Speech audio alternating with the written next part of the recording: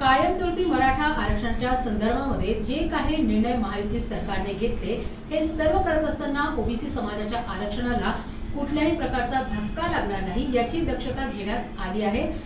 अजून काही त्यामध्ये त्रुटी राहिल्या असतील त्या समितीचे अध्यक्ष विखे पाटील आहेत। कुठे अन्याय होत असेल असे जरांगे पाटलांना वाटत असेल त्या संदर्भात मुख्यमंत्र्यांशी चर्चा करता येईल व त्यातून मार्ग निघेल। आंदोलन करू नये व आंदोलन करण्याची वेळ येऊ नये असे आमचे मत आहे, अशी माहिती माध्यमांद्वारे बोलताना मंत्री उदय सामंत यांनी दिली। आता माझ्या भूमिकेमध्ये प्रसाद लाड साहेब आहेत। प्रसाद लाड साहेब तिथे पोहोचलेत मला असं वाटतं, आणि कायमस्वरूपी मराठा आरक्षणाच्या संदर्भामध्ये जे काही शिंदे साहेबांनी निर्णय घेतले, त्याच्यानंतर देवेंद्रजींनी निर्णय घेतले, हे समाजाच्या हिताचेच निर्णय सरकार म्हणून, महायुती सरकार म्हणून आम्ही घेतलेले आहेत। परंतु हे सगळं करत असताना ओबीसीच्या देखील कुठच्याही आरक्षणाला धक्का लागणार नाही ही दक्षता महाराष्ट्र सरकारने घेतलेली आहे। महत्त्वाची भूमिका आहे की अजून काही त्याच्यामध्ये जर त्रुटी शिल्लक राहिल्या असतील तर त्या समितीचे अध्यक्ष हे विखे पाटील साहेब आहेत आणि विखे पाटील साहेबांच्या समितीत मी देखील आहे। त्याच्यामुळे अजून काही जर त्रुटी शिल्लक राहिल्या असतील किंवा कुठं अन्याय होतोय असं मनोज जरांगे पाटलांना जर वाटत असेल तर त्या संदर्भामध्ये आज प्रसाद लाड चर्चा करतील, मुख्यमंत्री महोदयांशी, दोन्ही उपमुख्यमंत्री महोदयांशी बोलतील आणि त्याच्यातनं मार्ग निघेल। पण आंदोलन करू नये हीच भूमिका आहे ना तुमची? तर आंदोलन करू नये आणि आंदोलन करण्याची परत वेळ येऊ नये ही आमची भूमिका आहे। कारण या सगळ्या प्रोसेसमध्ये गेले 2-3 वर्ष मी स्वतः आहे। मी अनेक वेळा मनोज जरांगे पाटलांना भेटलेलो आहे, अनेक वेळा त्यांच्याशी चर्चा केलेली आहे आणि म्हणून मला असं वाटतं की मराठा समाजावर अन्याय होणार नाही ही सरकारची भूमिका 100% होती आहे आणि भविष्यामध्ये देखील राहणार आहे। परंतु हे सगळं करत असताना आंदोलनामागच्या पार्श्वभूमीच्या काही गोष्टी आहेत त्या ऐकण्यासाठीच आज प्रसाद लाड आलेले आहेत, ते ऐकून घेतील। त्यांची सातत्याने भूमिका आहे की राज्य सरकारच माझ्यावर ही वेळ आणली आहे म्हणून मला हे आंदोलन आणि नाही, काही गोष्टींना मला असं वाटतं की कायदेशीर आणि तांत्रिक उशीर होत असतो। सातारा गॅजेट असेल, पुणा गॅजेट असेल, या संदर्भातली त्यांची जी काही चर्चा आहे ती चर्चा करत असताना शिवेंद्रराजे भोसले देखील आमच्या समवेत त्या समितीमध्ये होते आणि त्याच्यानंतर प्रामाणिकपणानं समितीनं देखील आणि सरकारनं देखील हे प्रश्न सोडवण्याचा प्रयत्न केलेला आहे। कालच तुम्हाला आठवत असेल की कालच 150 कोटी रुपये हे महामंडळाला देखील देण्याचा निर्णय हा महाराष्ट्राच्या महायुती सरकारनं घेतलेला आहे। त्याच्यामुळं ज्या ज्या ठिकाणी मराठा समाजाला न्याय देण्याची भूमिका घ्यावी लागते त्या त्या ठिकाणी सरकार घेतं। प्रसाद लाड असं म्हणाले तिथे जाऊन की जर मागण्या त्यांच्या मान्य झाल्या नाही तर मी माझ्या आमदारकीचा राजीनामा देईन। प्रसाद लाड साहेब हे भारतीय जनता पार्टीचे आमदार आहेत। ते शिष्टमंडळ म्हणून येत असताना काहीतरी मुख्यमंत्र्यांशी नक्की बोलून आले असतील।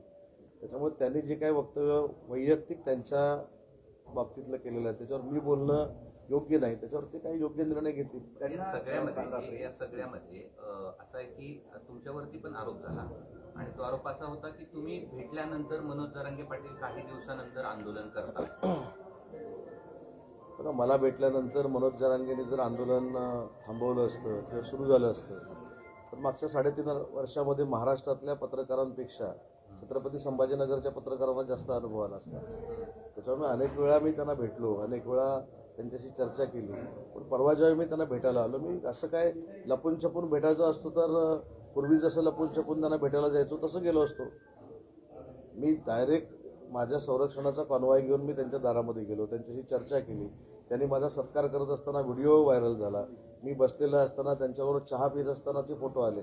त्याच्यामुळे जगजाहीर मी तिथे गेलेलो होतो आणि मनोज जरांगेंनी मी सांगून ऐकावं एवढं ते काही छोटं नेतृत्व नाही आहे। ते मराठा समाजाचं नेतृत्व करतात, त्यांच्याबरोबर लोक आहेत आणि मी जाऊन तिथं त्यांना सांगून ते आंदोलन करणार, मी आंदोलन थांबवणार अशी काही परिस्थिती नाही आहे। त्यांना लाखो मराठा समाजातले युवक जे आहेत हे नेता मानतात, त्याच्यामुळे त्यांची भूमिका वेगळी आहे। त्यांची भूमिका जेव्हा वेगळी असते काही समजवण्याचा प्रयत्न माझ्यासारख्या कार्यकर्त्याने केलेला आहे। परंतु तुम्ही कोणाचं ऐकताय ह्याच्यावर देखील मला असं वाटतं की काही थोडंफार अवलंबून असतं। गुणरत्न सदावर्तींनी सांगितलं की मी तिथं गेलो आणि आंदोलनाला सुरुवात झाली, त्याच्यावर तुम्ही सगळ्यांनी ब्रेकिंग बनवली आणि मी तसं करू शकतो अशा पद्धतीच्या भूमिका निर्माण झाल्या। आता हे बोलण्याच्या पलीकडचं आहे। म्हणजे हे जर मला असं वाटतं की युबीटीच्या कुठच्या नेत्यांना बोललं असतं किंवा स्वतः भाजपाचे कोण नेते बोलले असते मी समजू शकलो असतो। आमचे वकील साहेब तुमचं पण मनोरंजन करतात, आमचं पण करतात आणि महाराष्ट्राच्या जनतेचं करतात। वकील साहेब कुणाच्या ह्याच्यावरनं बोलतात असं की सगळ्या महाराष्ट्राला माहिती आहे। बघा, ते त्यांनी सांगितलं मी मनोज जरांगेला भेटलो म्हणून आंदोलन सुरू झालं, म्हणून मी त्या वकील साहेबांवर काही टीका करणार नाही. त्यांना स्वातंत्र्य आहे, व्यक्ती स्वातंत्र्य आहे, बोलण्याचं स्वातंत्र्य आहे. पण ते जे दुसऱ्याच्या बोलण्याच्या स्वातंत्र्यावर घाला घालतात ते कुठं कायद्यात नाही आहे. त्याच्यामुळे ते जे बोलले त्याच्यावर मी काही टीका केली नाही. मी तेवढंच सांगितलं की तुमचं सगळ्यांचं मनोरंजन झालं, महाराष्ट्राला ब्रेकिंग मिळाली आणि महाराष्ट्राचं मनोरंजन झालं. तुम्ही भेटलात नंतर आता लाड भेटायला गेले, काही दिवसांनी आणखी कोणी भेटले, या सगळ्या भेटीला कसं पाहता आंदोलनाच्या पार्श्वभूमीवर? नाही, आता मी आपल्याकडनंच बघतोय आणि ऐकतोय की प्रसाद लाड साहेबांना शिष्टमंडळ म्हणून शासनानं पाठवलेलं आहे की मुख्यमंत्री मोदयांनी पाठवलेलं आहे. त्याच्यामुळे ते आता तिथं मनोज जरांगे पाटलांचं ऐकतील, त्यांच्याशी चर्चा करतील, त्यांच्या ज्या काही शंका आहेत त्या मंत्रिमंडळासमोर किंवा उपसमितीसमोर मांडतील आणि त्याच्यातनं न्याय मिळेल ही खात्री आहे. त्यांना तुम्ही मारण्याची पण धमकी देण्यात आलेली आहे. कोणाला? प्रसाद लाड यांना, त्यांना आवाजची शिबिरं करण्यात आली. नाही, ही काय पद्धत बरोबर नाही. हा एक ट्रेंड पडत चाललेला आहे. म्हणजे मी जर तुमच्या विरोधामध्ये काहीतरी बोललो किंवा तुम्ही माझ्या विरोधामध्ये बोलला तर माझ्या सो कॉल्ड कार्यकर्त्यांनी तुम्हाला फोन लावायचा आणि आई बहिणीवरनं शिव्या घालायच्या. हा एक ट्रेंड पडलेला आहे. मला तर असं वाटतं की ही काही महाराष्ट्राची संस्कृती नाही. याच्यावर पोलिसांनी कटाक्षानं कारवाई केली पाहिजे या मताचा मी. जरांगे पाटलांच्या मागण्या ज्या आहेत त्या पूर्ण होत नाहीये, त्यामुळे त्यांना वारंवार उपोषण करावं लागतं. ते सरकारवर नाराज आहे. त्यांची भावना आहे की सरकार आमच्यासाठी काही करत नाही. मात्र दुसरीकडे म्हटलं जातंय की ह्या सरकारनं आतापर्यंत समाजाला जे दिलं नव्हतं ह्या सरकारनं ते दिलेलं आहे. ते नक्कीच दिलेलं आहे ना. तुम्हाला आठवत असेल 3.5-4 वर्षापूर्वी जी एक जाहीर सभा झाली शिवसेनेची, त्याच्यामध्ये छत्रपती शिवाजी महाराजांची शपथ घेऊन माननीय एकनाथ शिंदे साहेबांनी आरक्षण देतो म्हणून सांगितलं आणि ते 10% आरक्षण देण्यामध्ये आम्ही यशस्वी झालो. आजही ते टिकलेलं आहे. आज MIDCची भरती होताना देखील 10% मराठा समाजाचं आरक्षण बाजूला ठेवून म्हणजे इन्क्लूड करून त्याच्यामध्ये आम्ही भरती करतो. आणि सारथीचे पैसे असतील, सारथीच्या इमारती असतील, सारथीचे ऑफिसेस असतील, काल मी जसं सांगितलं तसं महामंडळाचे पैसे असतील, हे सरकारनं दिलेलेच आहेत ना. परंतु त्याच्यामध्ये जरी काही मनोज जरांगे पाटलांना त्रुटी राहिल्या असं वाटत असेल तर आज ते प्रसाद लाड यांच्याशी बोलतील आणि प्रसाद लाड सरकारकडे तो प्रस्ताव आणतील. गरज पडल्यास पुन्हा एकदा मनोज जरांगेंना भेटण्याची गरज पडली तर आपण स्वतः पुन्हा भेटा. नाही, मला मुख्यमंत्री महोदय, त्याच्यानंतर आमचे नेते एकनाथ शिंदे साहेबांनी आणि दुसऱ्या उपमुख्यमंत्र्यांनी जर सांगितलं आणि शासनाच्या वतीनं मला जा म्हणून सांगितलं तर मी नक्कीच जाईन. विषयांतर करतो. संजय शिरसाट भरपूर वेळा हाच विषय झाला. संजय शिरसाट यांची तक्रार उपमुख्यमंत्री एकनाथ शिंदे यांच्याकडे करण्याचं हसन मुश्रीफ म्हणाले आणि त्याचं कारण आहे वारंवार सांगूनही ते आमच्या पक्षाबाबत बोलतात. यापूर्वी समन्वय समितीमध्येही आमच्यासोबत याबाबत चर्चा झाली होती आणि तुम्ही समज द्यावं असंही झालं होतं. मात्र ते वारंवार बोलतात म्हणून तक्रारीची वेळ आहे. नाही, बघा, मी एखादी भूमिका वैयक्तिक ज्यावेळी मांडतो तर ते मांडतात, ती काही पक्षाची भूमिका नसते. आम्हाला ज्यावेळी पक्ष सांगतो की ही भूमिका पक्षाची म्हणून मांड, त्यावेळी ती पक्षाची भूमिका असते.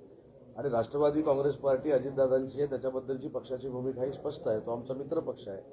आनंद परांजपेंचा ज्यावेळी प्रवेश झाला त्यावेळी सगळ्या राष्ट्रवादी काँग्रेस पार्टीच्या नेत्यांशी मी स्वतः बोललो होतो आणि त्याच्यानंतर तो प्रवेश झाला.